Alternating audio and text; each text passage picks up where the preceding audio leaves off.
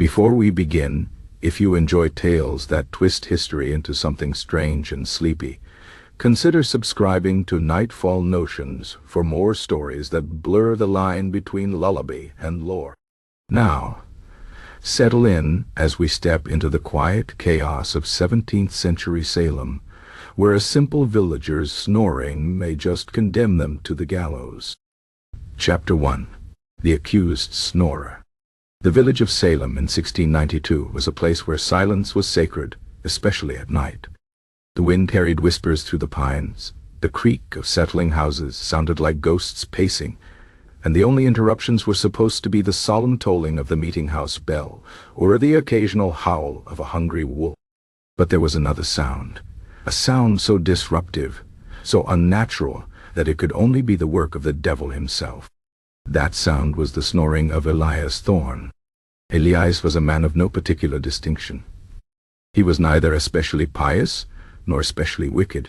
He mended fences, drank weak ale, and slept like a bear in winter. His snores were legendary, rattling shutters, startling livestock, and once, according to the widow Peabody, shaking a spoon clean off her kitchen table. Most nights, the village endured it with grumbling resignation. But these were not most nights. These were the nights of the witch trials. It began with Mercy Hobbs, the tanner's daughter, who swore she had seen Elias' breath take the shape of a black dog as he slept. Then Goody Fletcher claimed his snores had woken her from a vision of the Lord. And surely only Satan could interrupt divine revelation. By the time Deacon Hale declared that the rhythmic grumbling from Elias's cottage matched the chants described in a book of witch marks, the matter was all but settled. Elias Thorne was not just a nuisance. He was a warlock. The trial was swift, as these things tended to be. The meeting-house was packed, the air thick with the scent of damp wool and dread. Elias, blinking and confused, stood before Magistrate Corwin as the accusations piled up like firewood. "He breathes like the devil's forge," said the widow Peabody, clutching her shawl. "A godly man would not sound so," intoned Deacon Hale. "And what say you, Elias Thorne?" the magistrate asked, peering down his long nose. Elias, who had never been eloquent even on his best days, could only stammer. "I only sleep, sir. It's the Lord's own truth." But truth was a slippery thing in Salem. The magistrate's quill scratched across parchment. The verdict was guilty. The sentence was hanging. As the noose was fitted around his neck, Elias wondered, absurdly, if he would snore on the gallows. The thought almost made him laugh, but the rope was tight, and laughter, like snoring, was a luxury for the living. The crowd held its breath. The trapdoor creaked. And then, just before the drop, Elias Thorne, accused warlock and unrepentant snorer, let out one last thunderous snort. The rest, as they say, was silence. Chapter 2. The Midnight Disturbance.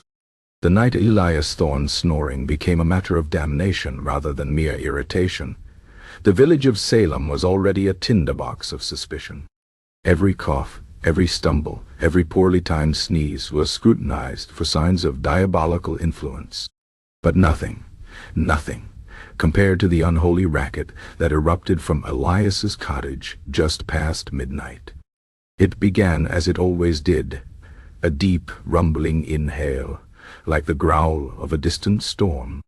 Then came the first snort, sharp and abrupt, jolting awake the cat dozing on Widow Peabody's windowsill. The second snore rattled the latch on Goody Fletcher's door, making her sit upright in bed, clutching her nightcap.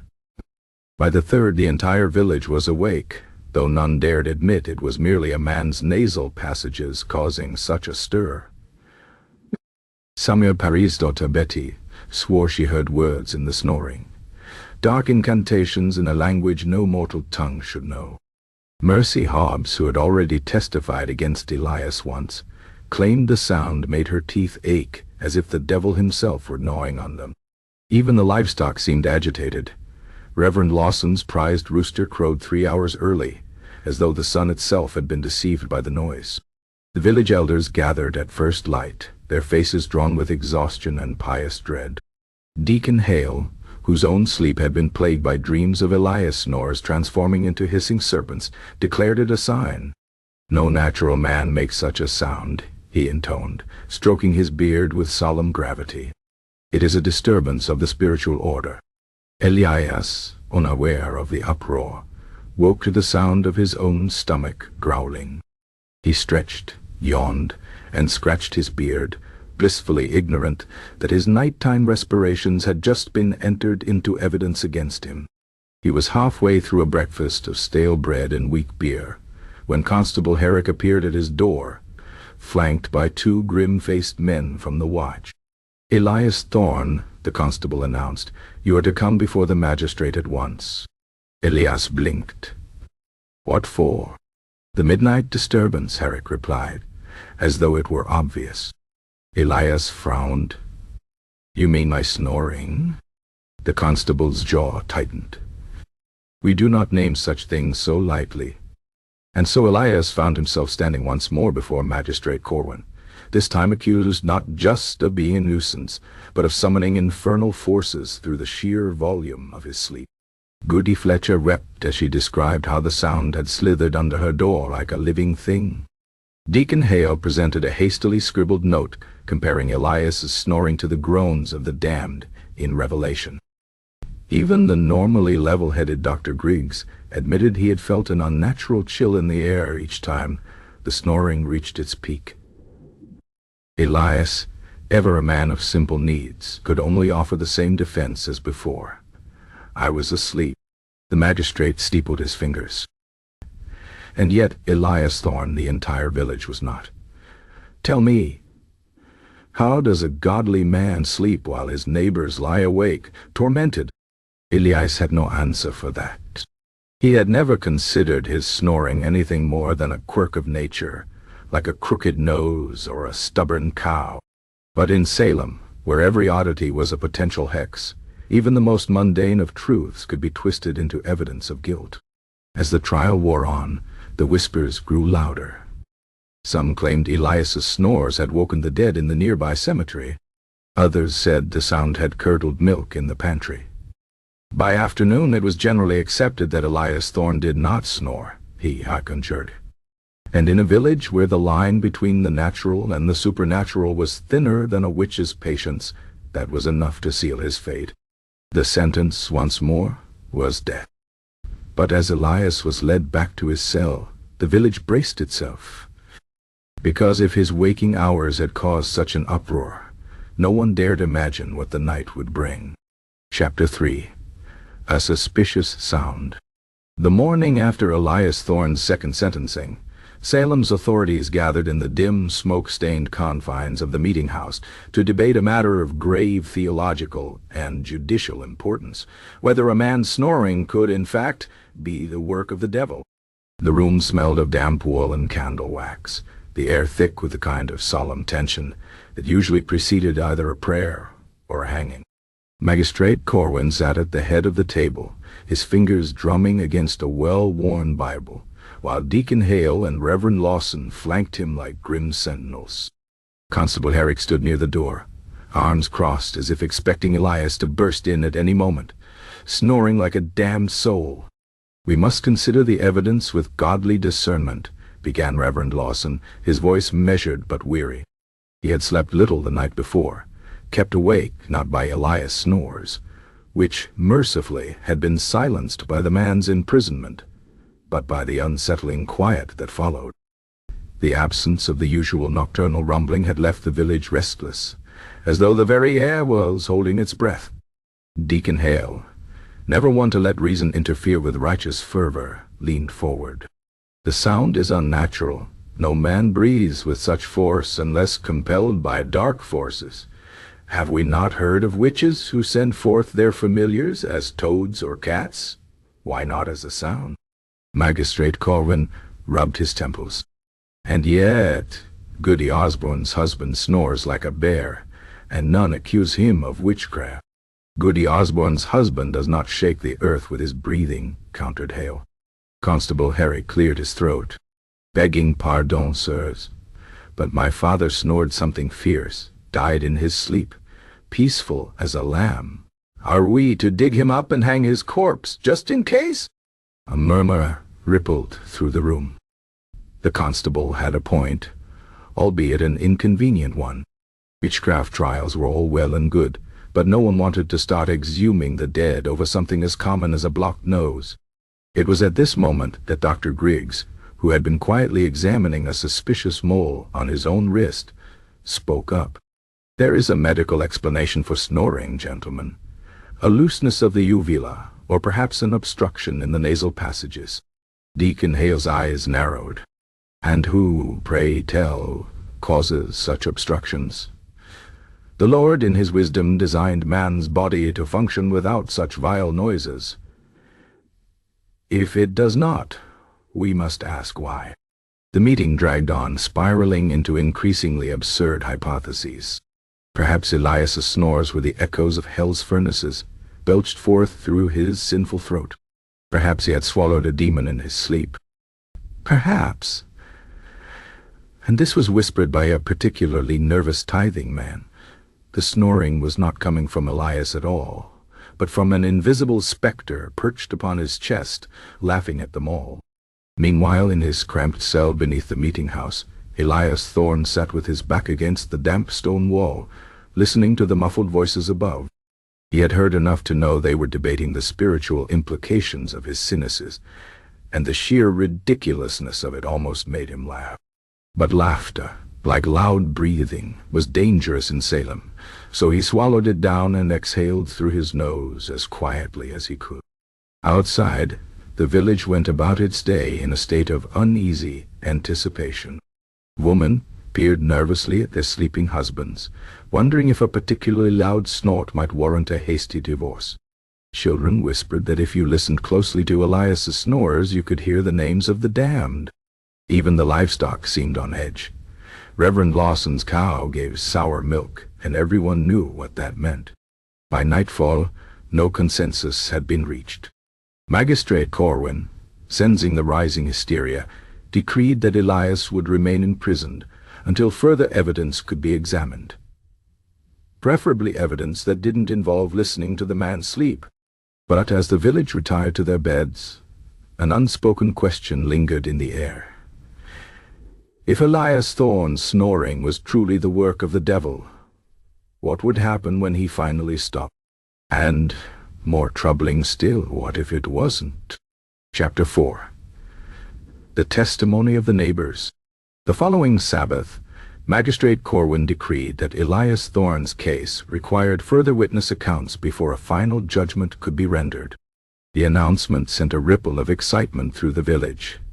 Testifying against a potential witch was a sacred duty, but it was also the closest thing Salem had to public entertainment. By the time the meeting house doors opened, every pew was packed with villagers eager to share their own encounters with the infamous snoring. Goody Fletcher was the first to take the stand, clutching a lace handkerchief as if it might shield her from Elias's demonic breath. 3 nights passed, she began, her voice quivering with pious dread. I was awakened by a sound like the very gates of hell creaking open. I looked out my window and saw Elias' chimney trembling with each unholy snort. Then, God preserve me, I swear the smoke twisted itself into the shape of a goat's head before vanishing into the night. A murmur of alarm spread through the room. Magistrate Corwin's quill scratched feverishly across parchment. Next came Samuel Parris' servant, Mercy Hobbs, who was quickly becoming something of a professional witness in Salem's witch trials. She claimed that on the night in question, Elias's snores had not merely disturbed her sleep, they had summoned a swarm of beetles into her bedchamber.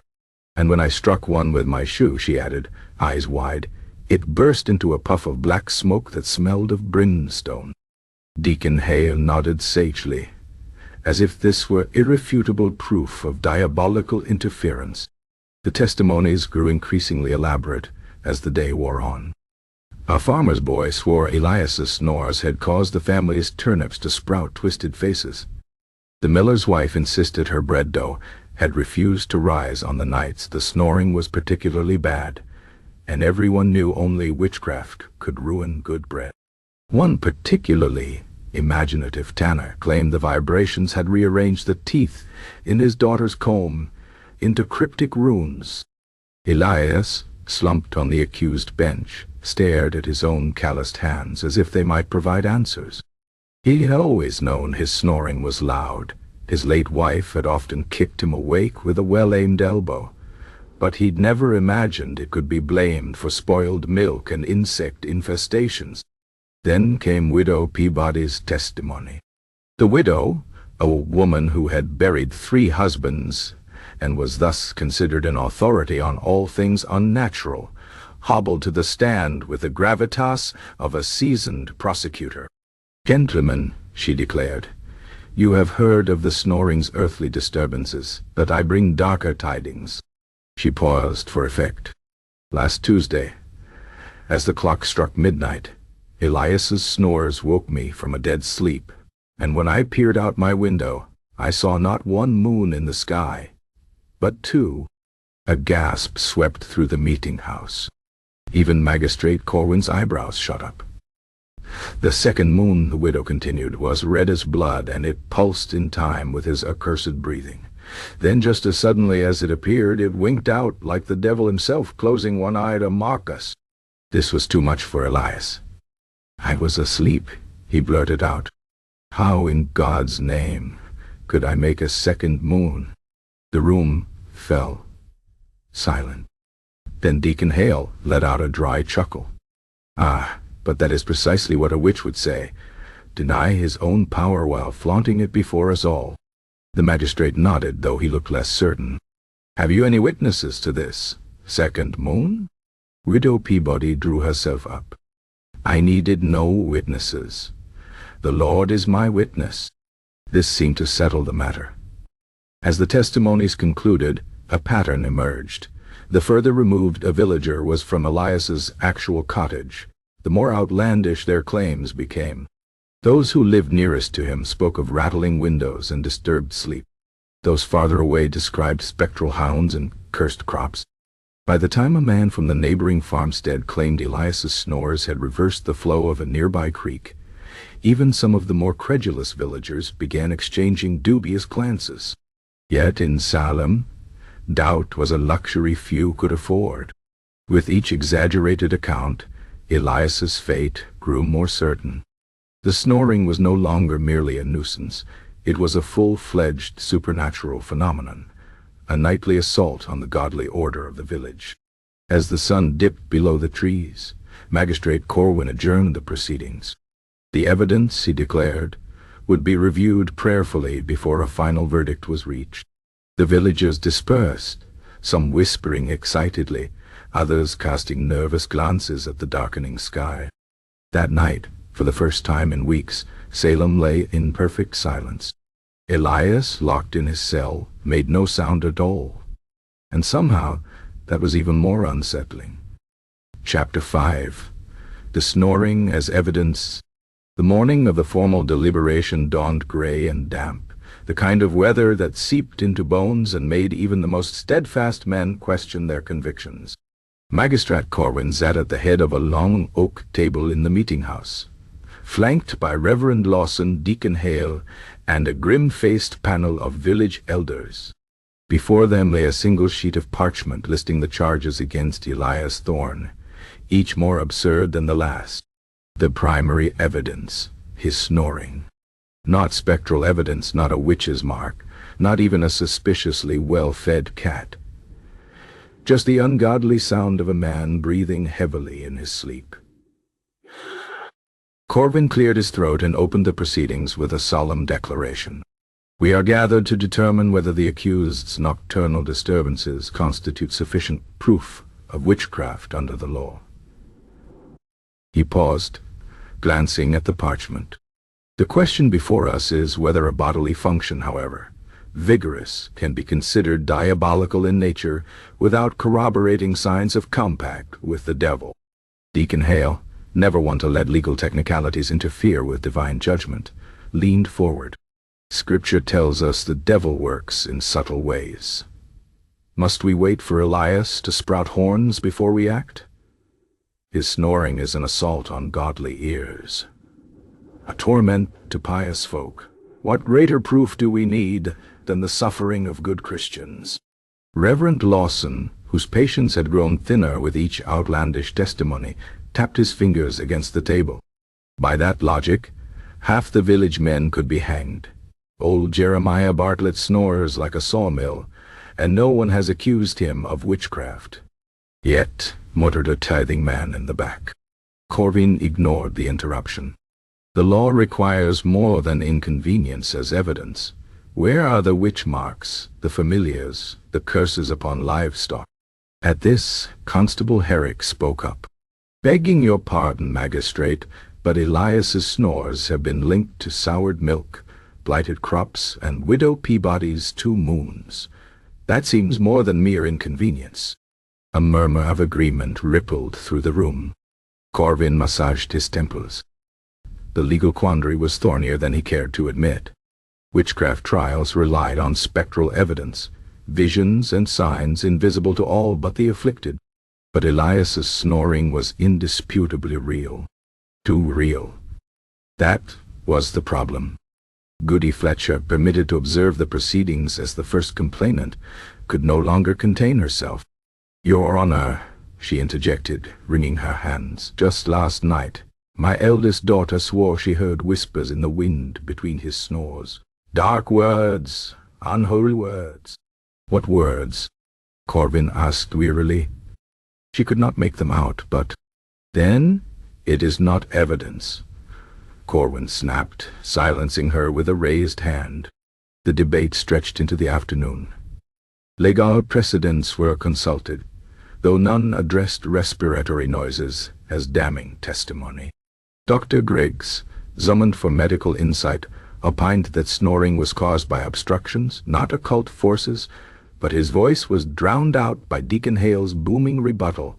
"And who, pray tell, creates such obstructions? The devil delights in corrupting the natural order." Elias, permitted to attend under guard, sat hunched on a narrow bench, his face a mask of bewildered resignation. He had long since given up trying to defend himself. Every protest was twisted into further proof of guilt. Even his silence now seemed suspicious. As the shadows lengthened, Corwin called for a recess. He withdrew to his private chamber with Reverend Lawson, leaving the others to speculate in hushed, excited tones. Behind closed doors, the magistrate poured 2 cups of weak cider and pushed one toward Lawson. "This is madness," he muttered. "We cannot hang a man for breathing." Lawson sipped his cider, choosing his words carefully. "No, but neither can we dismiss the fears of the people. The snoring may be harmless, but the panic it has caused is very real." Corwin grimaced. "So what do you suggest? A public whipping to appease them?" "Perhaps a test," Lawson said slowly. "If Elias's snoring is truly demonic, let God reveal it. If not—" He trailed off with a shrug. When they returned, Corwin announced his decision. Elias would undergo a trial by slumber. He would sleep under the watchful eyes of the village elders, and they would observe, objectively, prayerfully, whether his snores bore the marks of witchcraft. The crowd murmured, some dissatisfied by the delay.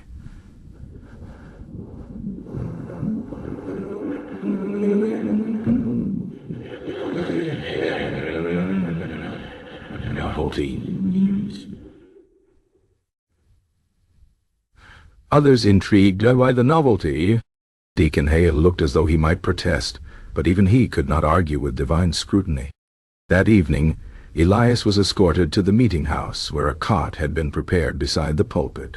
The pews filled with onlookers, their faces flickering in the candlelight.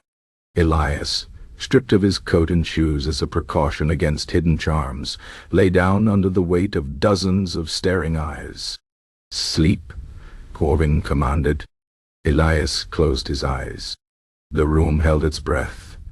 And for the first time in his life, Elias Thorne found himself utterly unable to snore. Chapter 6. A Historical Precedent.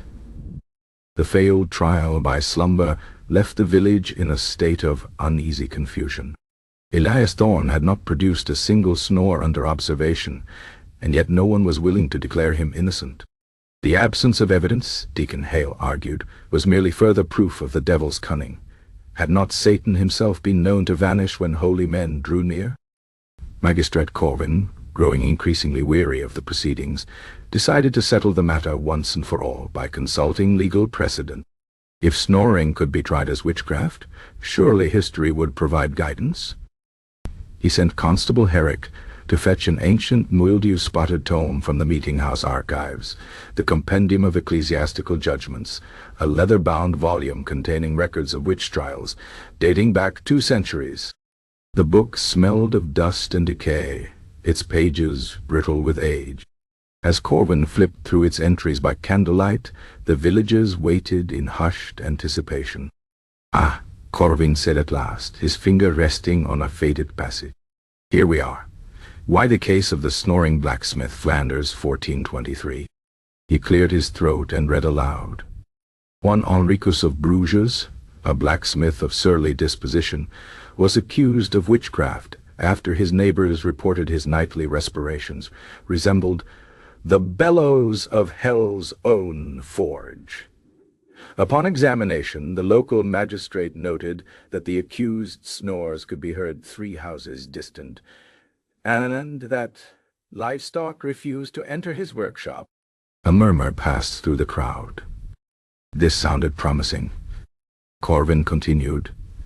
The blacksmith was subjected to ordeal by water. When he floated, as all men do, the court declared this proof of his guilt, for only a witch could produce such unnatural sounds while maintaining buoyancy. He was hanged the following day. Deacon Hale nodded triumphantly. "You see, there's precedent." But Corvin had not finished. He turned a few more pages.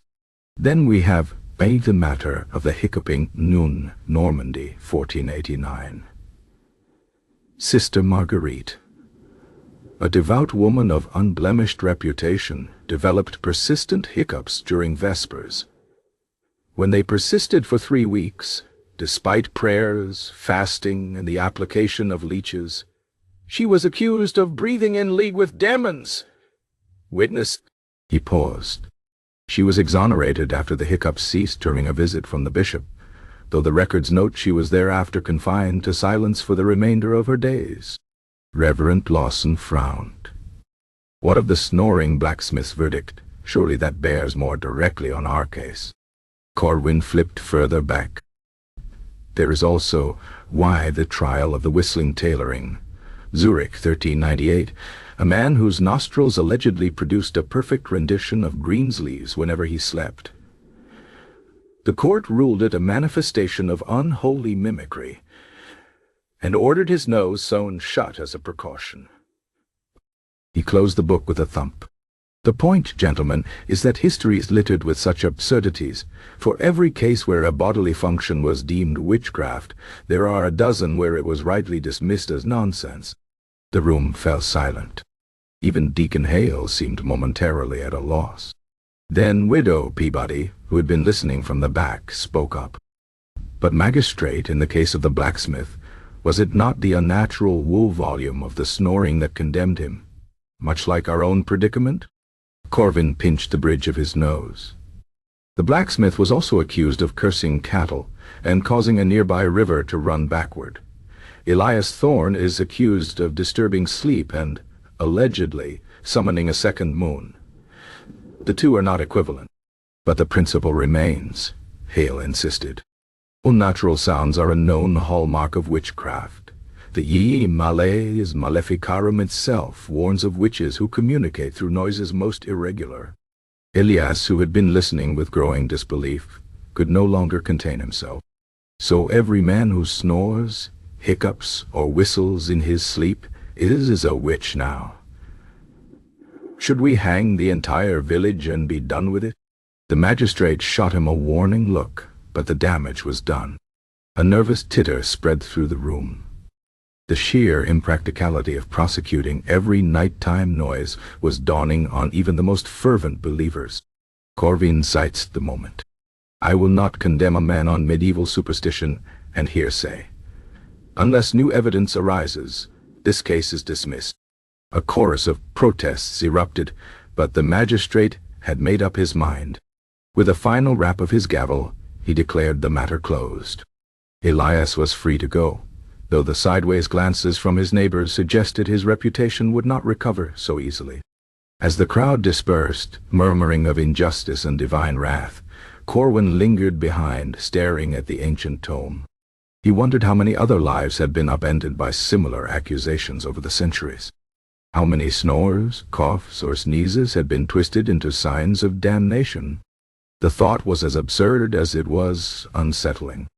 Outside, the first drops of rain began to fall. Elias hurried home, his head down, his heart lighter than it had been in weeks. And that night, for the first time in months, Salem slept in silence. Whether this silence was a blessing or a portent, no one could say. Chapter 7. The Defense of the Accused. The morning after Magistrate Corwin dismissed the case, Elias Thorne should have felt relieved. Instead, he woke to the unsettling realization that half the village still considered him a warlock, just one who had temporarily outwitted justice. The other half seemed disappointed they had been denied the spectacle of a hanging. He dressed slowly, his fingers fumbling with the buttons of his worn shirt, then stepped outside into a world that no longer felt entirely his own. Neighbors who had once nodded to him in passing now crossed the street to avoid his shadow. Goody Fletcher's children shrieked and scattered when he walked by, as though he might curse them on a whim. Even the baker, a practical man who had never put much stock in superstition, hesitated before handing Elias his usual loaf of bread, turning it 3 times counterclockwise, just in case. By midday, Elias decided he could not live under this cloud of suspicion. He marched to the meeting house, where Magistrate Corwin was reviewing land disputes with the weary air of a man who wished he dealt exclusively with property lines, rather than witchcraft accusation. Elias waited until the last petitioner had left before clearing his throat. "Magistrat," he said, "I want to speak before the court again, properly." Corwin looked up from his papers, eyebrows raised. "The case is closed, Elias." "It ain't about the case. It's about my name." Elias' hands curled into fists at his sides. "I can't live like this. Let me stand before them all and say my piece. If they still reckon I'm in league with the devil after that, so be it." Corwin studied him for a long moment, then sighed. "Very well, but keep it brief, and for God's sake don't snore in the middle of it." Word spread quickly. By dusk, the meeting house was packed once more, the air thick with anticipation, and the smell of unwashed wool. Elias stood before the assembled villagers, his throat dry, his pulse pounding in his ears. He had never been a man of words, but desperation lent him a strange clarity. "Most of you have known me my whole life," he began. "I was born in this village. I've worked its fields, mended its fences, sat through every one of Reverend Lawson's sermons without complaint, even the 4-hour ones about damnation." A faint ripple of laughter eased the tension, though Deacon Hale's scowl deepened. "My father snored. My grandfather snored. Hell, my old hound dog snored so loud we had to move his bed out to the barn." Elias spread his hands. "It's just a thing that happens when a man sleeps. Ain't nothing unholy about it." Goody Fletcher sniffed. "And the second moon Widow Peabody saw? Was that just a thing that happens too?" Elias resisted the urge to groan. "I don't know what Widow Peabody saw, but I promise you I had no part in it. I was asleep. If I could make moons appear, do you think I'd be living in a 2-room cottage with a leaky roof?" Another murmur, this time thoughtful. Deacon Hale rose, his voice dripping with condescension. "Elias, do you deny that your snoring has caused distress? That it has woken godly folk from their rest and stirred fears of infernal influence?" "I don't deny it's loud," Elias admitted. "But distress? That's on you lot, not me. You're the ones who turned a bit of nighttime noise into a sign of the apocalypse." The room erupted. Half the villagers looked offended. The other half shifted uncomfortably, as though forced to confront the absurdity of their own fears. Widow Peabody's lips pursed into a sour line, but even she seemed to lack a ready rebuttal. Reverend Lawson, who had been silent until now, stood. "Elias makes a fair point," he said mildly. "We have no evidence of witchcraft beyond the snoring itself. No marks, no familiars, no curses, only fear." He glanced at Deacon Hale. "And fear is a poor foundation for justice." The deacon's face darkened, but before he could retort, Constable Herrick spoke up from the back. "For what it's worth, I've slept near Elias during the night watches. Man snores like a bear, sure, but I ain't seen no demons. Just a man who could stand to sleep on his side more often." A chuckle ran through the crowd. The mood was shifting, ever so slightly. "Elias, seid's the moment. I'll make you a bargain," he said.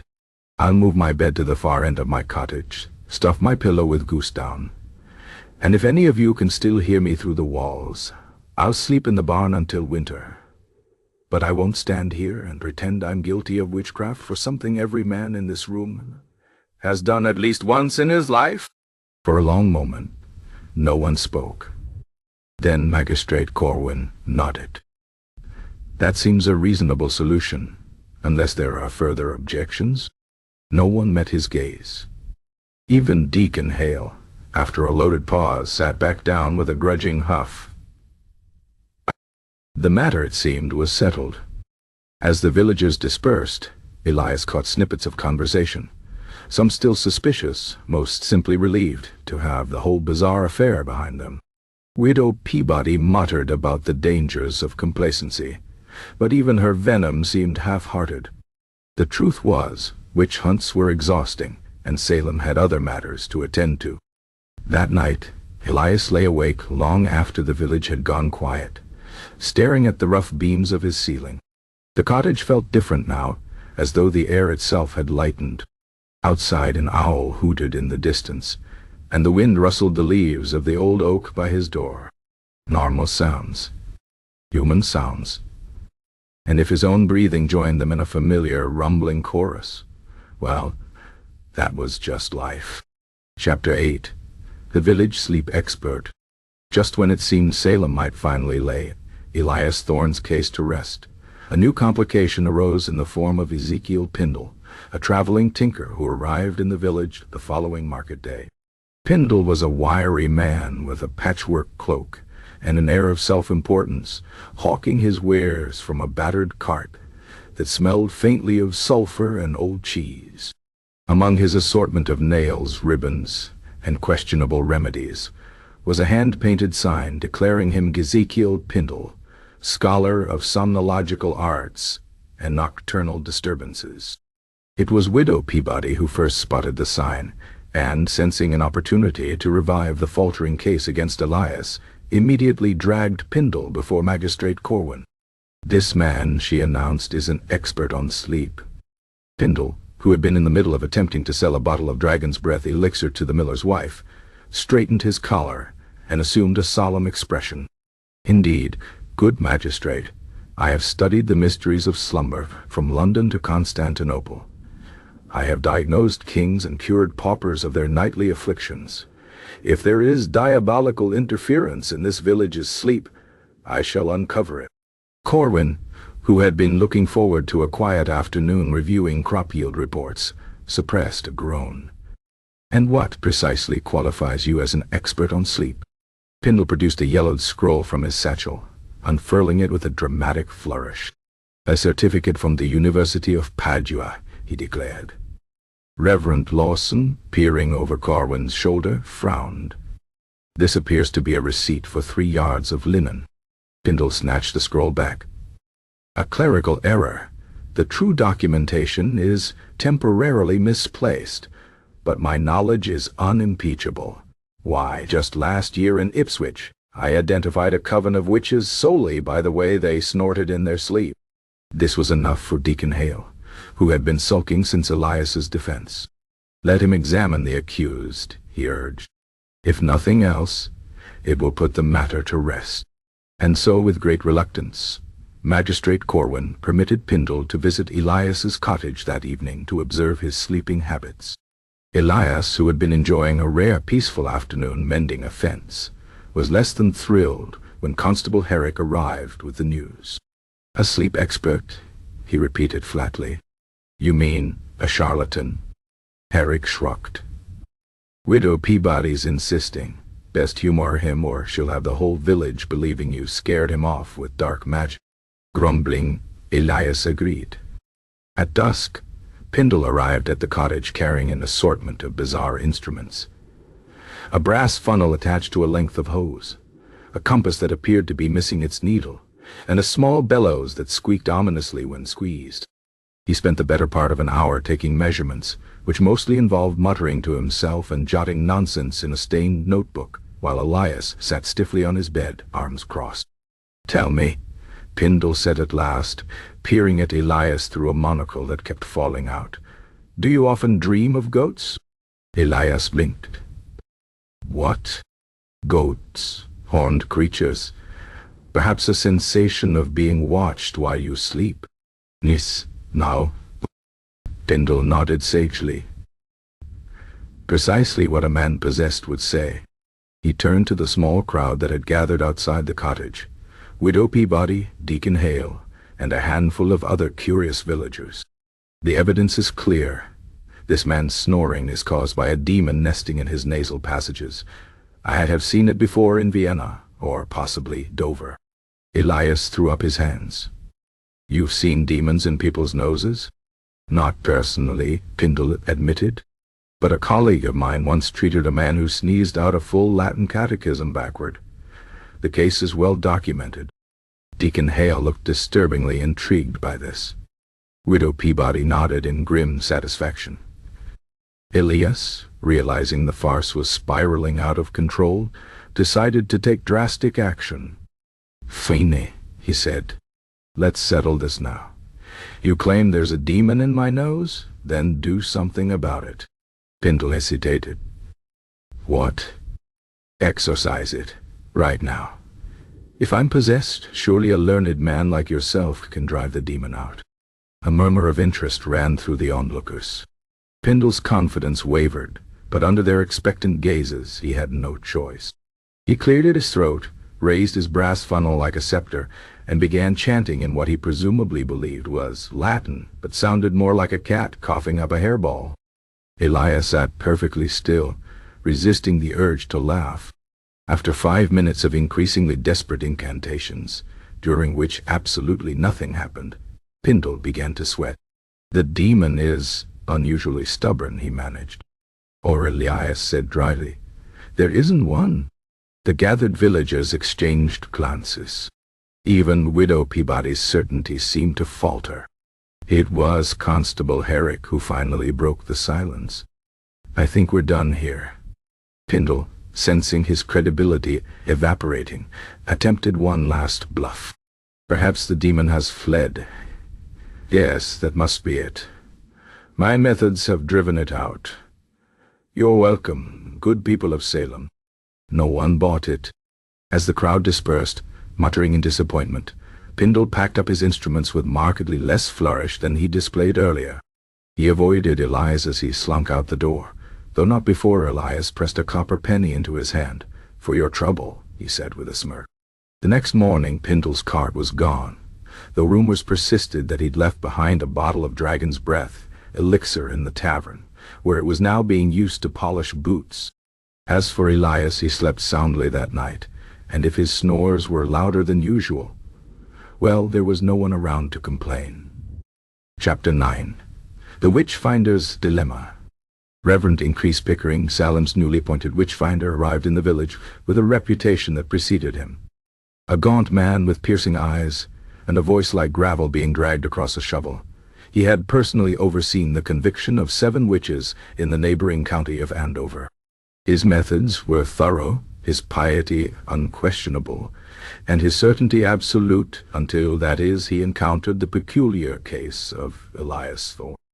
Pickering had been briefed on the matter during his first evening in Salem. Deacon Hale, never one to let sleeping dogs lie, especially if they might be demonic, had cornered him after supper with a full account of the snoring controversy. The Witchfinder listened in silence, his long fingers steepled beneath his chin, his expression growing increasingly perplexed. When Hale finished, Pickering exhaled slowly. "Let me ensure I understand. This man stands accused not of maleficium, not of spectral evidence, not even of suspiciously abundant livestock, but of snoring." Hale bristled. "It is no ordinary snoring, Reverend. It shakes windows. It summons unnatural phenomena. Has anyone considered that the man may simply have a deviated septum?" The deacon blinked. "A what?" Pickering waved a hand. "Never mind." He rubbed his temples. "Very well. I shall examine the accused tomorrow, though I make no promises." The following morning Pickering arrived at Elias's cottage armed with his standard investigative tools: a Bible, a set of iron pins for locating witch marks, and a small journal in which he meticulously recorded his observations. Elias, who had been expecting another round of humiliating scrutiny, opened the door with a resigned sigh. "You're the Witchfinder, then?" Pickering inclined his head. "Reverend Increased Pickering, servant of the Lord and seeker of truth." He paused. "May I come in?" Elias stepped aside. "Mind the third step. It creaks." For the next hour, Pickering conducted his examination with methodical precision. He checked Elias's hands for unnatural marks. None found. He recited scripture to see if Elias would flinch. He didn't. He even made Elias recite the Lord's Prayer backward, a test that ended in a fit of coughing when Elias accidentally inhaled a mouthful of dust. Finally, Pickering sat back in the rickety chair Elias had offered him, frowning. "This is highly irregular." Elias raised an eyebrow. "The snoring, or the fact that you're still here?" "Both." Pickering tapped his fingers against the cover of his Bible. "In all my years of witch-finding, I have never encountered a case where the primary evidence was a bodily function. Even the devil must draw the line somewhere." Elias almost laughed. "So you're saying I'm not a witch?" "I am saying," Pickering replied carefully, "that if you are the most incompetent witch I have ever encountered. No familiar, no curses, no demonic pacts, just a man who happens to sound like a hog in a hailstorm when he sleeps." A silence settled between them. Outside, a chicken clucked indignantly, as if offended by the entire conversation. At last, Pickering closed his journal with a decisive snap. "I will inform the magistrate that I find no evidence of witchcraft in this matter." Elias exhaled, tension he hadn't realized he was carrying seeping out of his shoulders. "Thank you." Pickering held up a hand. "Do not thank me yet. The absence of evidence is not the same as proof of innocence. There are those in this village who will remain convinced of your guilt, no matter what I say." He stood, brushing a speck of dust from his sleeve. "My advice? Sleep on your side, and perhaps invest in a thicker door." With that, the Witchfinder took his leave, stepping out into the pale morning light. As he walked back toward the meeting house, he couldn't shake the nagging sense that he had missed something, not because Elias was guilty, but because the entire affair was so absurd that part of him wondered if it was all an elaborate joke at his expense. Deacon Hale, waiting for him on the meeting house steps, took one look at his face and deflated. "You found nothing." Pickering sighed. "I found a man who snores. If that is witchcraft, then every inn in England is a coven." Hale's expression soured, but he said nothing. The matter, it seemed, was finally at an end. That night, Elias slept more soundly than he had in weeks, his breathing deep and even. And if his snores rattled the shutters a little, well, there was no one left to complain. As for Reverend Pickering, he left Salem the next morning, his journal one entry lighter than usual. Some mysteries, he decided, were better left unsolved. Chapter 10. A Superstitious Sleep Study. Despite Reverend Pickering's verdict, Magistrate Corwin found himself besieged by the lingering doubts of Salem's more suspicious residents. Widow Peabody, never one to let facts interfere with a good witch hunt, gathered a petition demanding further investigation into Elias Thorne's nocturnal habits. After 3 days of persistent badgering, and a particularly dramatic fainting spell from Goody Fletcher during Sunday service, Corwin relented. He ordered an official overnight observation of Elias, to be conducted by a panel of impartial witnesses selected from the village. The chosen observers were a study in contrasts. Constable Herrick, whose patience for superstition had worn thinner than his boot soles. Deacon Hale, who took furious notes on a wax tablet, as if preparing a sermon on the subject.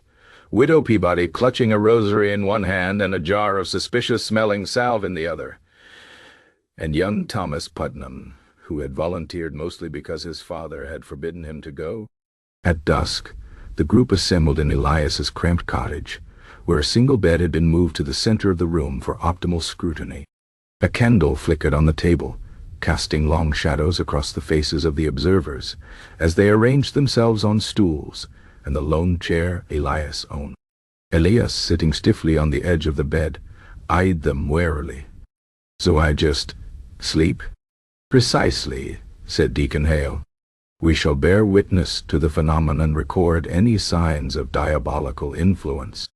Constable Herrick snorted. "Diabolical influence, right, Tonty." He leaned back against the wall, arms crossed. "Wake me if anything interesting happens." The candle burned lower. Outside, the wind rattled the shutters, a sound that made Widow Peabody startle and mutter a prayer.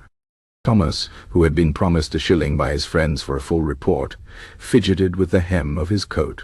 Elias, under the weight of so many staring eyes, found sleep impossible. He shifted. He coughed. He tried counting sheep, but the mental image of sheep being struck by lightning, courtesy of Widow Peabody's earlier description of hellfire, did little to help. An hour passed. Then another. Deacon Hale's wax tablet remained distressingly blank. Widow Peabody's salve had somehow migrated to her forehead in a greasy smear, giving her the appearance of a partially melted candle. Thomas had begun to snore softly, his head lolling against the wall. Finally, just as Constable Herrick was contemplating the merits of tossing a bucket of water over everyone to end the farce, Elias's breathing deepened. A familiar rumble built in his chest. The observers stiffened. Then it came, the first snore. A low grating sound, like a saw working through stubborn oak. Widow Peabody gasped. "Did you hear that? The pitch, it's exactly like the devil's choir described in Euthi Malleus Maleficarum." Constable Herrick rolled his eyes. "It's a snore, Goody, not a psalm." But the deacon was scribbling furiously. "Note the cadence, the unnatural resonance. This is no mere—" He was interrupted by Elias rolling onto his back, unleashing a snore so thunderous it rattled the jar of salve on the table. Thomas jolted awake with a yelp. Widow Peabody crossed herself so vigorously she nearly poked her own eye out. For a moment, the room was silent save for Elias's oblivious rumblings. Then, from outside came an answering sound, a long, low howl. "The devil's hounds!" Widow Peabody shrieked. Constable Herrick peered out the window. "That's old man Whitaker's dog. It howls at its own shadow." "Unterteret," the widow turned to Deacon Hale. "You see, the very beasts of the field bear witness to his corruption." The deacon hesitated. Even he seemed to recognize the flimsiness of the evidence, but pride compelled him to press on. "We must remain vigilant. The night is long, and—" A particularly inventive snore from Elias drowned out the rest of his sentence. This one had a peculiar whistling quality, rising in pitch before ending with a wet gurgle. Thomas, wide-eyed, whispered, "Was that words?" "It sounded like repent," breathed the widow. Constable Herrick groaned. It sounded like a man with a head cold. The debate might have continued all night had Elias not chosen that moment to smack his lips, mutter something about mutton, and then, blessedly, roll onto his side. The snoring ceased. Silence fell over the cottage. The observers waited. Minutes ticked by. Elias breathed softly, peacefully. Outside, the wind died down. Even old man Whitaker's dog settled.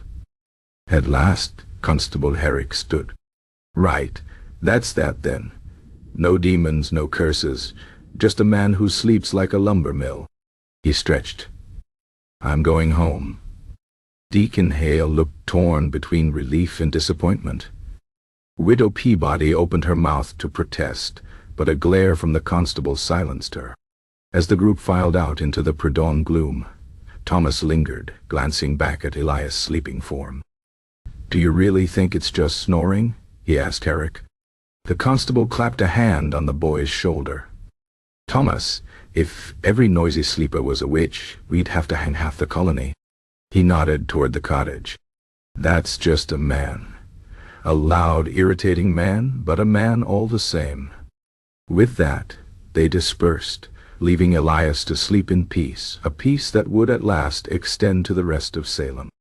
For now. Chapter 11. The Snoring Spectacle. Word of the sleep study spread through Salem like smoke from an unattended fire.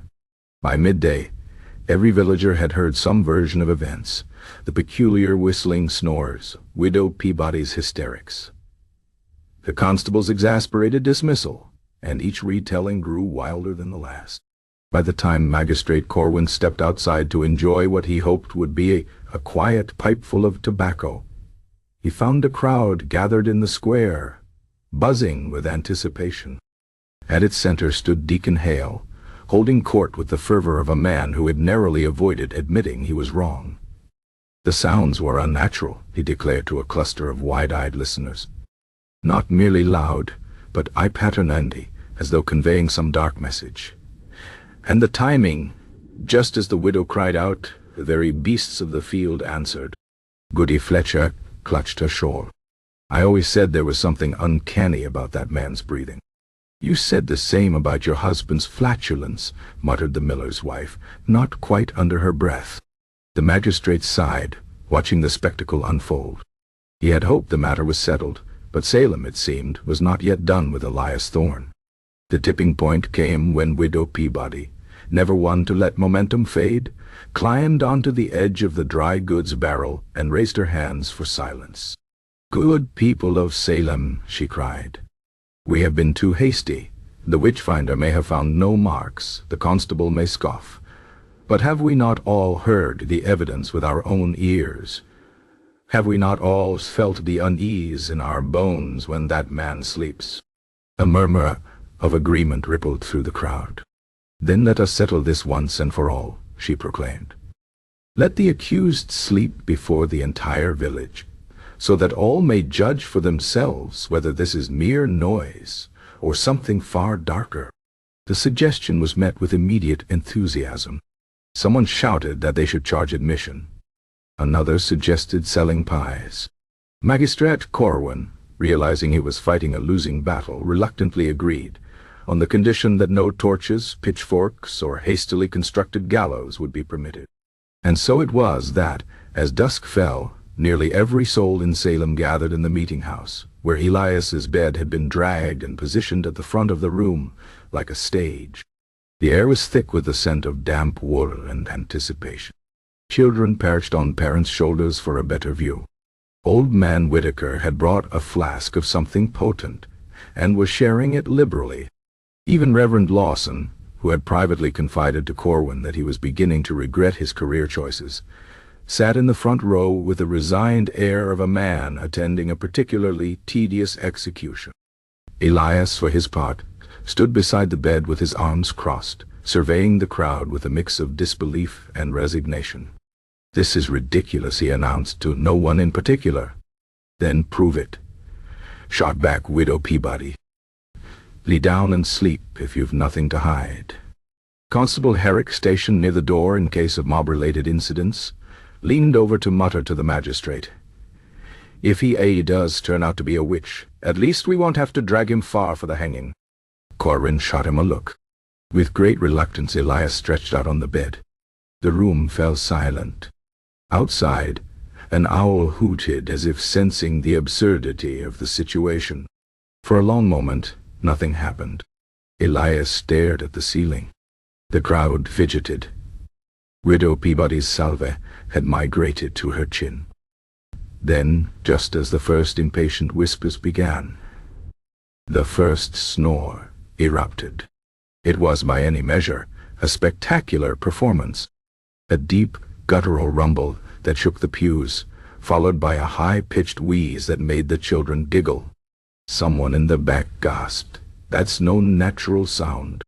Deacon Hale was scribbling furiously, muttering about infernal rhythms. Goody Fletcher had both hands pressed over her heart, as if protecting it from sonic corruption.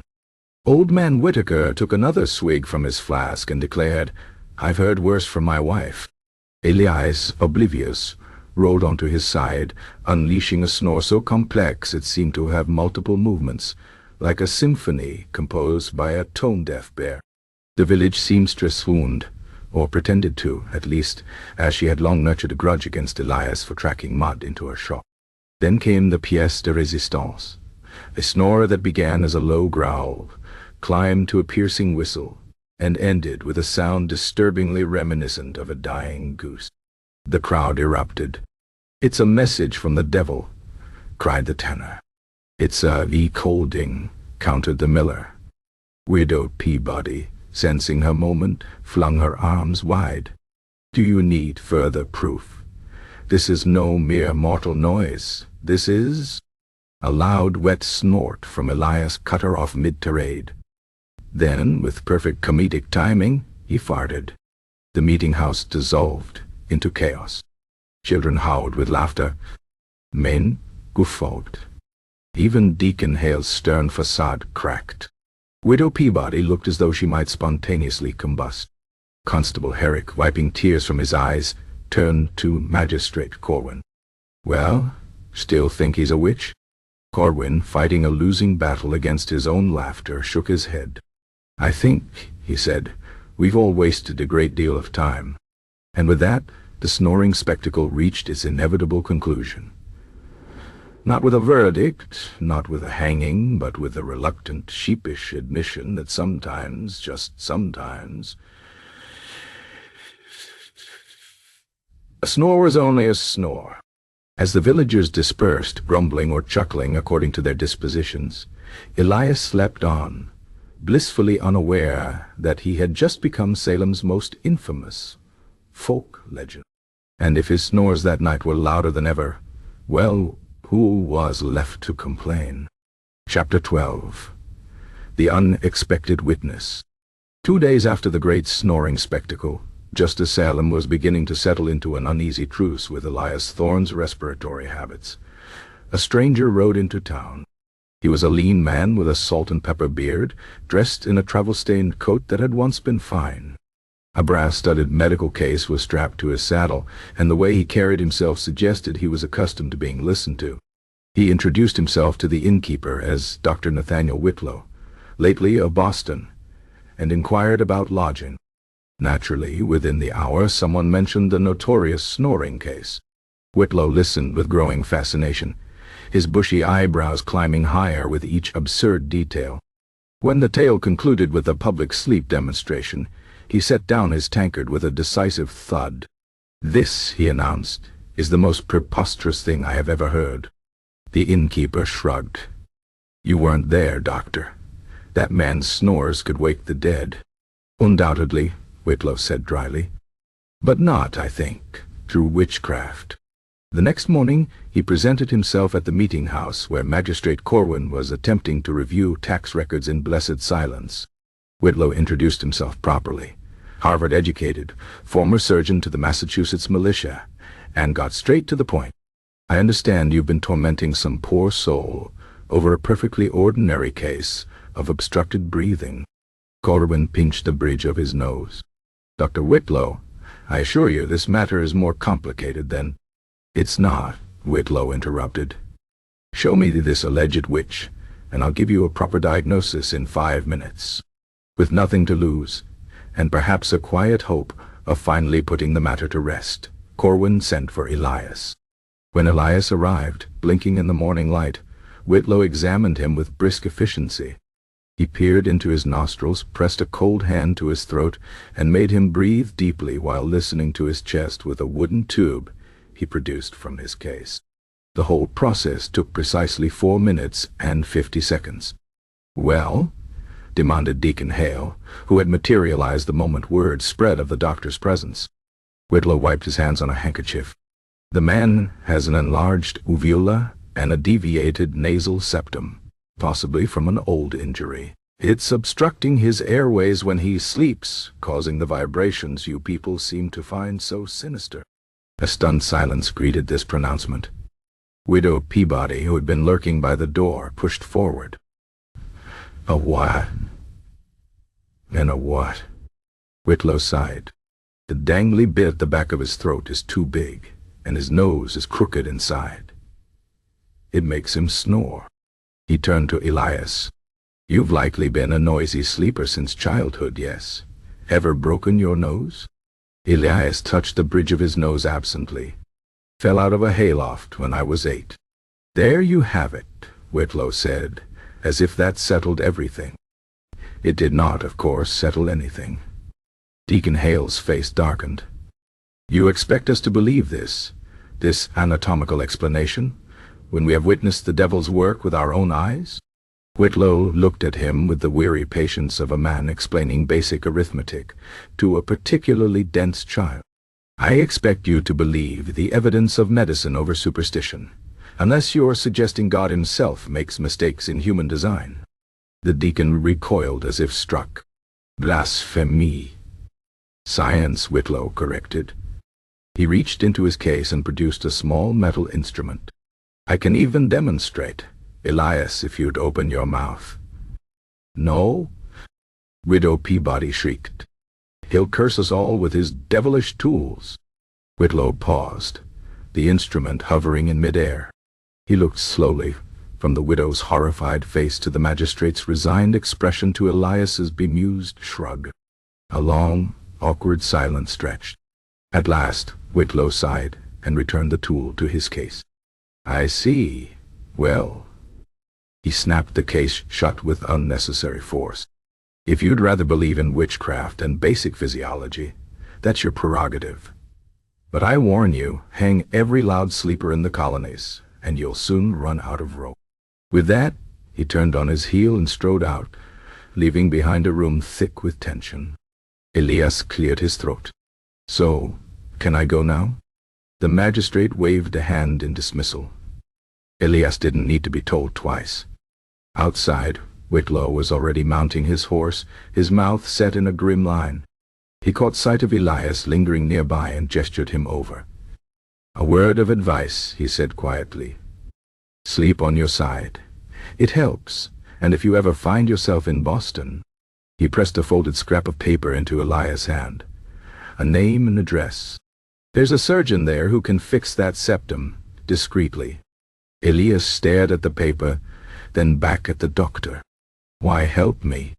Whitlow's smile was thin and humorless. "Because the day we start burning people for how they breathe is the day we might as well crawl back into the Dark Ages." He nudged his horse into motion. "Good luck, Mr. Thorne. You'll need it." As Whitlow rode out of Salem, Elias tucked the paper carefully into his pocket. Behind him, the voices in the meeting house were rising again. Deacon Hale's indignant sputtering, Widow Peabody's shrill interruptions, the magistrate's weary attempts at mediation. Some things, it seemed, would never change. But that night, for the first time in months, Elias slept on his side. And if his snorers were a little quieter, a little less likely to summon accusations of witchcraft, well, that was between him and the darkness. Chapter 13. The verdict looms. Magistrate Corwin sat alone in his study, the weight of the impending verdict pressing upon him like a millstone. Before him lay 2 stacks of papers, one containing the sworn testimonies of the villagers, the other Dr. Whitlow's brief but damning medical assessment. The candle on his desk flickered, casting wavering shadows over the conflicting evidence. On one side, the fervent certainty of his neighbors, The unnerving cadence of Elias' snores, the supposed visions they inspired, the way they seemed to ripple through Salem like an unholy disturbance. On the other, the cold, clear logic of science, a deviated septum, an enlarged uvula, the mundane explanation for a phenomenon that had been twisted into something sinister. Corwin rubbed his temples. The law offered no guidance for this. There were statutes against witchcraft, of course, but none that addressed whether a man's breathing could be criminal. If he ruled in Elias's favor, he risked appearing weak, or worse, indifferent to the devil's influence. If he condemned him, he would be sentencing a man to death over nothing more than a nasal obstruction. A knock at the door startled him from his thoughts. Reverend Lawson entered without waiting for an answer, his expression unreadable. "You're still awake," Lawson observed. "As are you," Corwin replied. Lawson took the chair across from him, folding his hands in his lap. "I've been praying for guidance. The Lord has been unusually silent on this matter." Corwin snorted. Perhaps even he finds it absurd. Lawson didn't smile. "This isn't just about snoring, Samuel. It's about fear. The people need to believe they're protected. From the unknown, from the devil, from each other. If you dismiss this case, you'll be telling them their fears don't matter. And if I don't, I'll be telling them that any bodily imperfection is grounds for execution." Corwin pushed the papers aside. "Where does it end? Do we hang the next man who sneezes too loudly? The woman whose joints crack when she kneels in prayer?" Lawson was silent for a long moment. Then, quietly, "You know as well as I do that it won't end. Not really. But that doesn't mean you have to be the one to feed the fire." Outside an owl hooted, the sound mournful in the still night. Corwin exhaled. "What would you have me do?" "What you've always done. Your duty." Lawson stood, pausing at the door. "Just remember, the law is meant to serve justice, not fear." When he was gone, Corwin returned to his papers, but his mind was made up. The verdict would come at dawn. And for the first time in Salem's history, justice would wear the face of reason. Assuming, of course, the mob allowed it. That night, Elias Thorne dreamed of silence. He dreamed of a world where his breath didn't echo through the village like a curse, where no one glared at him in the street, where he could sleep without wondering if he'd wake to a noose. It was a good dream, and like all good dreams, it didn't last. The church bell tolled at first light, summoning the village to the meeting house. Elias dressed slowly, his fingers clumsy with a tension he couldn't name. Outside, the air was thick with the scent of dew and damp earth, the sky streaked with pink and gold. It would have been a beautiful morning, if not for the gallows casting its long shadow over the square. The meeting house was packed, the murmurs of the crowd rising like the hum of a disturbed beehive. Elias took his place at the front, his back straight, his face carefully blank. Magistrate Corwin entered, his expression unreadable, and the room fell silent. "Elias Thorne," Corwin began, his voice carrying in the hush, "you stand accused of witchcraft by means of unnatural nocturnal emissions." A muscle twitched in his jaw. "After careful consideration of the evidence presented, it is the finding of this court that—" He paused. The entire village leaned forward, as one. "There is no evidence of witchcraft in this matter." The reaction was immediate. Gasps, Kunt, outraged shouts. Widow Peabody fainted, or pretended to. Deacon Hale's face turned an alarming shade of purple. Corwin continued over the uproar. "The court acknowledges the distress caused by the accused. Vigorous respiration. However, distress does not constitute proof of diabolical interference. Unless new, substantive evidence arises, this matter is closed." He brought the gavel down with a decisive crack. The sound echoed through the room, a punctuation mark to the madness. Elias stood frozen, half certain he'd misheard. Then Constable Herrick clapped him on the back hard enough to stagger him, and the reality sank in. It was over. Outside, the village erupted into arguments, cliques forming and dissolving like waves against the shore. Some, the miller, the blacksmith, a handful of others, grudgingly conceded the verdict. Others, Widow Peabody, Deacon Hale, their fervent followers, clustered together, hissing about appeals and higher courts and the magistrate's failing judgment. Elias slipped away unnoticed, his legs carrying him toward the edge of town without conscious thought. He stopped only when he reached the old oak at the boundary of his property, its branches stretching wide and sheltering. He pressed his forehead against the rough bark and breathed. For the first time in months, it was just a breath. Not an omen. Not a curse.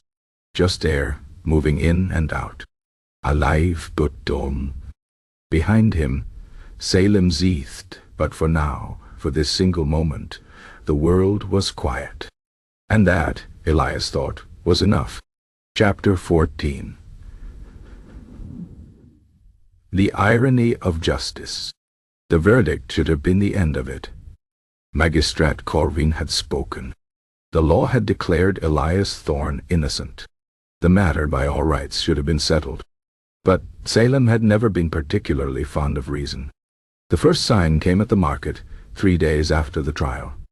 Elias approached Goody Fletcher's stall for his usual sack of flour, only for her to draw her shawl tight around her shoulders and mutter, "Sold out," despite the visible stacks behind her. The blacksmith's apprentice, who had once greeted Elias with cheerful insults, now crossed himself when Elias walked by. Even the children, those fearless little barometers of a village's mood, stopped their games to stare at him with wide, wary eyes before scattering like leaves in the wind. It was Constable Herrick who finally spelled it out for him, leaning against the fence outside Elias's cottage one evening. "They won't burn you now," he said, chewing thoughtfully on a stalk of grass. "But they won't forgive you either." Elias frowned at his hoe, the blade catching the last of the sunset's light. "Forgive me for what?" "Breathing. For making fools of them." Herrick spat into the dirt. "You heard the whispers. If he weren't guilty, why did the magistrate look so grim? If it were just snoring, why did the doctor ride away so fast? They've twisted themselves in knots to make it all fit." Elias snorted. "So I'm to be a witch without the perks, is that it?" "Something like that." Herrick pushed off the fence, clapping Elias on the shoulder. "Look on the bright side. At least you'll have peace and quiet." But the quiet, Elias soon realized, was worse than the accusations. Before had been noise, shouts, demands, the clamor of the trial. Now there was only absence. The absence of greetings in the street. The absence of invitations to weddings, christenings, even funerals. The absence, most unnervingly, of the village's usual cacophony when he passed. Conversations stuttered into silence. Laughter died mid-breath. Even the dogs seemed to hold their tongues. The message was clear. You are here, but you do not belong. Inyas. Widow Peabody, never one to let a grudge go unnursed, took to crossing the street when she saw Elias, as though his mere shadow might stain her skirts. Deacon Hale's sermons grew pointed, full of veiled references to wolves in sheep's clothing and the devil's patience. Only the miller's wife, a practical woman with a face like a well-worn boot, still nodded to Elias when they met, though even she did it quickly, glancing over her shoulder afterward, as if expecting lightning to strike. Oddly, the solitude suited Elias better than he'd expected. He planted his garden. He repaired his roof. He slept soundly, untroubled by the weight of suspicious eyes, and if his snores still rattled the rafters, there was no one left to complain. Then came the first frost, and with it the dreams. They were strange, fragmented things, visions of the village crumbling to dust, of the meeting house collapsing beneath the weight of its own righteousness, of Widow Peabody's famed pickles exploding in their jars. Elias woke each morning with his heart pounding, the images lingering like smoke. He might have dismissed them as mere fancy, if not for the fever that struck Salem the following week. It began with the children, a handful at first, then dozens, burning with heat, their skin dotted with angry red marks. Then the adults fell ill. The blacksmith's hands shook too badly to hold a hammer. The baker's bread came out of the oven blackened and sour, no matter how carefully he tended the flames. Even Magistrate Corwin took to his bed, his voice reduced to a rasping whisper. Through it all, Elias remained untouched. He might have chalked it up to luck if not for the way the villagers looked at him when he brought baskets of herbs to their doors. Averted eyes, trembling hands, doors shut just a little too quickly, as though his very health were an accusation. The final straw came when Widow Peabody's chimney collapsed, on a windless night with no explanation, just as Elias happened to be walking by. He found her in the street the next morning, her shawl clutched tight around her, her eyes blazing with something between fear and triumph. "You see," she hissed at the gathered crowd. "The magistrate may have been deceived, but the Lord's judgment is clear." No one spoke in Elias' defense. That evening, he packed what little he could carry, a change of clothes, his father's old knife, the slip of paper Dr. Whitlow had given him, and stood in the doorway of the cottage he'd built with his own hands. It wasn't home anymore. The road to Boston was long, and the snow was beginning to fall, but Elias had always been a man who knew when to cut his losses. Behind him, Salem slept, fitfully, feverishly, its dreams troubled by shadows only it could see. Ahead, the night stretched vast and silent. Elias took a deep breath, adjusted his pack, and walked on. And if his steps were lighter than they'd been in months, well, that was between him and the dark. Chapter 15. The Aftermath. The road to Boston stretched before Elias like a promise, each step carrying him further from the madness that had consumed Salem. The winter air bit at his cheeks, and his breath fogged in front of him. But for the first time in months he felt something akin to peace. He was no longer Elias the accused, Elias the witch, Elias the village pariah. He was just a man with a pack on his back and a destination in mind. Yet as the miles passed, he found himself turning the events of the past months over in his head like a stone in his palm, examining every angle, every absurdity. Had it really happened? Had an entire village truly convinced itself that a man snoring was proof of diabolical influence? It would have been laughable if it hadn't nearly cost him his life. He wondered if they still talked about him back in Salem, if Widow Peabody still regaled her visitors with tales of his unnatural noises, if Deacon Hale still warned his flock about the dangers of complacency in the face of evil, if the children still whispered his name to frighten each other at dusk. The thought should have angered him, but instead he felt only a strange, detached amusement. He had become a legend, a cautionary tale about the perils of sleeping too loudly. Boston, when he finally reached it, was a revelation. The city hummed with life, indifferent to his past. No one here cared about the state of his uvula or the volume of his nocturnal respirations. The surgeon whose name Whitlow had given him, a taciturn man with ink-stained fingers and a collection of terrifyingly precise instruments, listened to his story with a raised eyebrow before shrugging. "I've seen worse excuses for a witch trial," he said, as though this were a perfectly ordinary observation. The procedure to correct his septum took less than an hour, and hurt only slightly more than being accused of consorting with the devil. Afterward, Elias found work at a dockside warehouse, loading and unloading crates alongside men whose pasts were as unremarkable as his was bizarre. No one asked about the scar on his nose. No one flinched when he laughed. And when he slept in the shared bunkhouse, his newly quiet breathing went entirely unnoticed. It was freedom of a sort.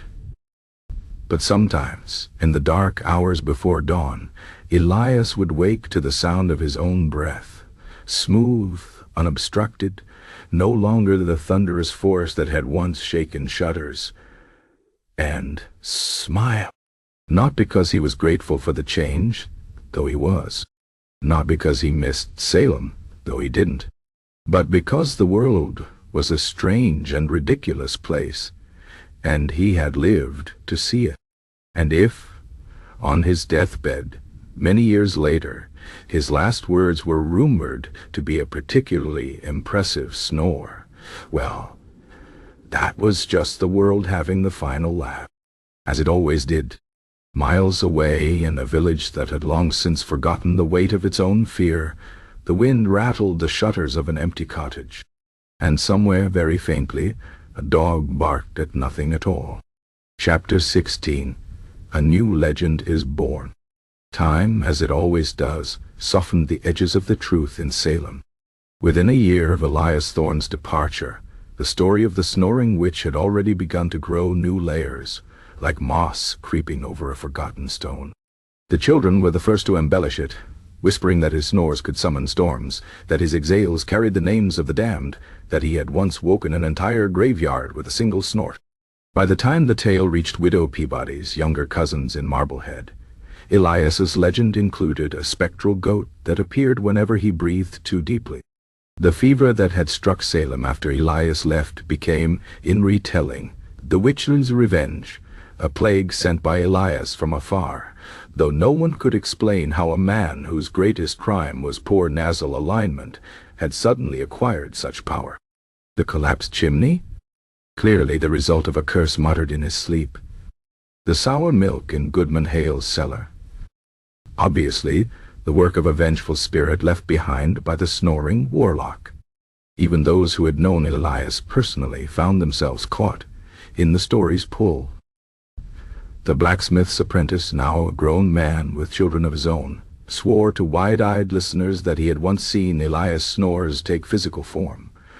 Great black hounds that paced the edges of his property at night. The miller's wife, normally a sensible woman, nodded along and added that Elias had never cast a shadow, though no one could recall having noticed this at the time.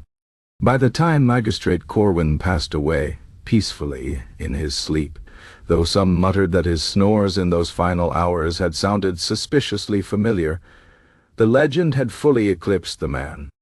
Traveling peddlers carried the tale to neighboring towns, where it tangled with other local myths until it was nearly unrecognizable. In one version, Elias had been a Dutch spy, using his snores to send coded messages to enemy ships. In another, he had been born with a pig's snout, concealed beneath a cleverly crafted human nose. The more pious retellings claimed he had been the devil himself, testing the village's faith. Only a handful of villagers remembered the truth, that Elias had been neither witch nor demon, just an ordinary man with an extraordinary talent for annoying his neighbors. But these voices were drowned out by the grander, more thrilling versions of the story. After all, what was history but a game of whispers? Years turned into decades. The thatch on Elias's abandoned cottage rotted away. The fence he had built around his garden collapsed into the weeds. Salem moved on, finding new fears, new scandals, new witches to hunt. But on winter nights, when the wind howled through the eaves of the meeting house, some of the older villagers would pause, glance at each other, and murmur, "Sounds like Elias is restless tonight." And in Boston, far from the reach of Salem's superstitions, an elderly man with a crooked nose would sometimes chuckle in his sleep, unaware that his breaths had become the stuff of legend. The world, it seemed, would always need its monsters, even the harmless ones. Chapter 17. The Legacy of the Trial. Generations after Elias Thorne's departure, Salem's infamous snoring witch trial had settled into local lore as a cautionary tale, one trotted out whenever a new wave of hysteria threatened to sweep through the village. Grandmothers told it to wide-eyed children as a warning against jumping to conclusions. Ministers referenced it in sermons about the dangers of unchecked suspicion. Even the magistrates, when faced with particularly absurd accusations, would sigh and mutter, "We're not doing another snoring trial, are we?" By the time Salem's witch hunt fever reached its infamous peak in 1692, the story of Elias had taken on new significance. Some pointed to it as proof that not every strange occurrence was the devil's work. Others ironically used it as evidence that witchcraft had plagued the village for decades. If a mere snore could be diabolical, imagine what real witches might accomplish. The few surviving records of Elias's trial became something of a morbid joke among the more educated townsfolk. Young law students from Boston would sometimes request to see them, snickering at the florid descriptions of infernal nasal reverberations and satanic sleep sounds. The documents were eventually misfiled among records of livestock disputes, where they yellowed quietly alongside complaints about wandering pigs and bewitched chickens. As for Elias himself, his fate remained a subject of debate. Some claimed he had fled to the wilderness and lived among wolves, teaching them to howl in unholy harmony. Others insisted he had drowned himself in a pond, and that his snores could still be heard bubbling up from the depths on moonless nights. A stubborn few maintained he had never existed at all, that the whole affair had been a collective delirium brought on by tainted rye. But the truth, as truths often do, persisted in small ways.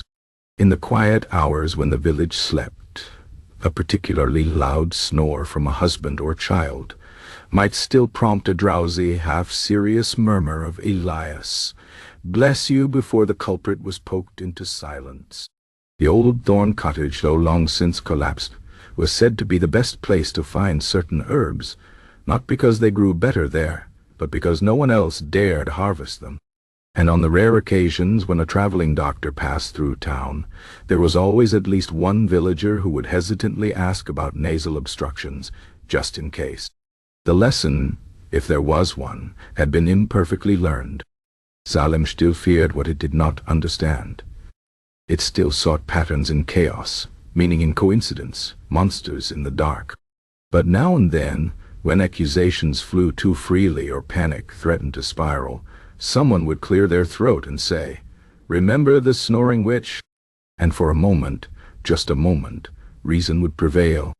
Far to the north, in a Boston churchyard, a weathered headstone bore only the initials E.T. and the dates of a life that had been, by all accounts, unremarkable.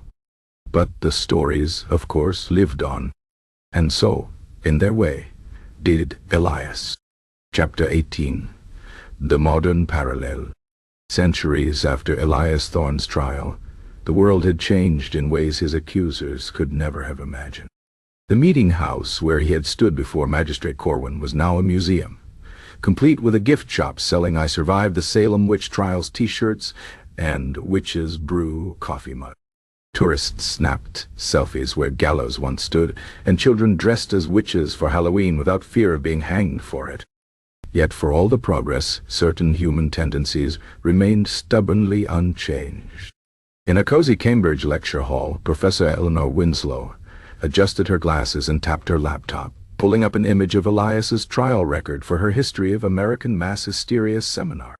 "What makes the Snoring witch trial particularly fascinating," she told her students, "is how perfectly it exemplifies the social dynamics we still see today. Substitute spectral evidence for viral tweets, and you've essentially got 17th century cancel culture." A groan rippled through the room. "No, really," Winslow pressed on. "Think about it. A man is accused based on flimsy, circumstantial evidence. In this case, a bodily function he couldn't control. The accusations snowball as people compete to offer increasingly outlandish testimony. The court of public opinion convicts him long before any formal verdict, and when he's finally exonerated, the stigma lingers for years." A hand went up in the back. "But Professor, isn't that comparing apples and like evil supernatural oranges? Nobody gets burned at the stake for a bad tweet."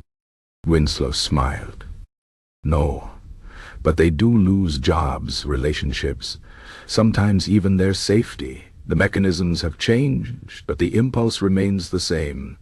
The rush to judgment, the pleasure of righteous outrage, the way rumors harden into facts when repeated often enough." She clicked to the next slide.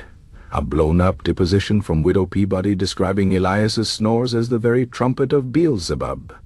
I mean, this is basically a colonial-era tweet thread, complete with the unhinged capitalization. The class chuckled, but the point lingered.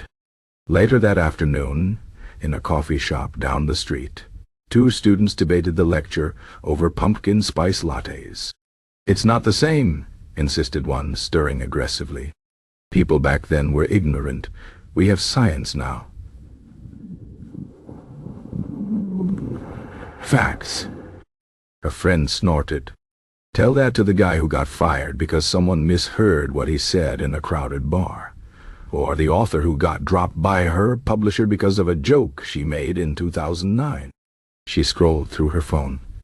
Look, here's an article about some influencer getting cancelled for snoring too loud on a plane. They called it audio assault. A pause. Both girls burst out laughing. Okay, that's literally Elias Thorne. Full circle. They clinked cups in ironic tribute. Meanwhile, back in Salem, a tour guide wrapped up his spiel outside the old courthouse. And so, folks, the story of the snoring witch reminds us how easily fear can distort our judgment. Now, if you'll follow me to the gift shop, we've got some spellbinding discounts on authentic reproduction shackles. The crowd shuffled after him, smartphones at the ready. Somewhere in the digital ether, a tweet went viral about a celebrity's allegedly problematic sneeze. And in a quiet corner of the cemetery, the wind rustled the leaves around a certain weathered headstone, as if sighing in recognition. Plus ça change, as they say. Plus ça change. Chapter 19. The Protagonist's Redemption. Elias Thorne had been in Boston for 3 months when he met the second most notorious outcast from Salem. He was unloading crates at the docks when a familiar voice behind him said, "Well, if it isn't the devil's own orchestra." Elias turned to find Mercy Hobbs, once the most enthusiastic accuser in his trial, standing on the pier with a threadbare shawl pulled tight around her shoulders and a basket of wilted herbs at her feet. She looked older than he remembered, her sharp features softened by exhaustion. They stared at each other in silence. Finally, Elias said, "Come to curse me again?" Mercy's mouth twisted. "Couldn't if I wanted to. They ran me out a week after you left." The story tumbled out in fits and starts as they sat on an overturned barrel, sharing a flask of something bitter that Mercy produced from her skirts. After Elias's acquittal, suspicion had slithered through Salem like mist, searching for new targets. When the fever struck, Mercy's knowledge of herbs, once praised as pious healing, suddenly became evidence of witchcraft. A neighbor swore she'd seen Mercy whispering to her plants. Another claimed her shadow moved independently. "The final straw," Mercy said, taking a swig, "was when I told Widow Peabody her pickles tasted like feet. Next thing I knew, they were voting on whether to drown me." Elias choked on his drink. "You're joking." "I wish." She rubbed her wrist, where a faint scar twisted like a question mark. "Got away before they could test my buoyancy." A gull screeched overhead. The harbor stank of fish and tar. Elias studied Mercy, the woman whose testimony had nearly gotten him hanged, and found to his surprise that he felt no anger, only a strange kinship. "So what now?" he asked. Mercy shrugged. "Figured I'd try my luck here. Turns out Boston doesn't care if you talk to plants as long as you sell them for the right price." She nodded toward her basket. "Though business could be better." Elias considered. Then he reached into his pocket and pulled out the slip of paper Dr. Whitlow had given him. "Know anything about medicine?" Mercy's eyes gleamed. "Enough to know that half of what physicians do is guesswork and prayer." "Good enough." He stood, brushing splinters from his trousers. "Come on. I know a surgeon who could use an assistant with actual sense." The walk to Whitlow's office was quiet, but not uncomfortably so. Occasionally, one of them would point out something, a particularly aggressive duck, a shop sign with a misspelled word, and the other would huff a laugh. It wasn't forgiveness exactly. More like mutual recognition. By the time they reached the doctor's door, the sun had dipped low over the water, painting the cobblestones gold. Whitlow took one look at Mercy's herb-stained fingers and declared her hired on the spot. That night, Elias lay awake in his rented room, listening to the unfamiliar sounds of the city. The clatter of carriage wheels, the distant shouts of sailors, the occasional burst of laughter from the tavern below. For the first time since leaving Salem, he didn't feel like a ghost. Down the hall, Mercy slept deeply, her own snores a quiet counterpoint to the noise outside. Neither of them dreamed of witch trials.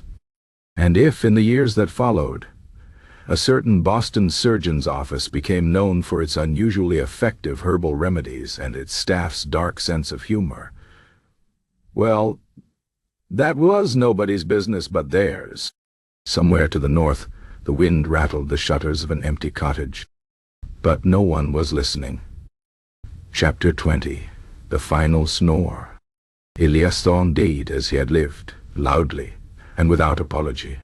It happened on a Tuesday, in the small upstairs room he'd rented for the past 23 years.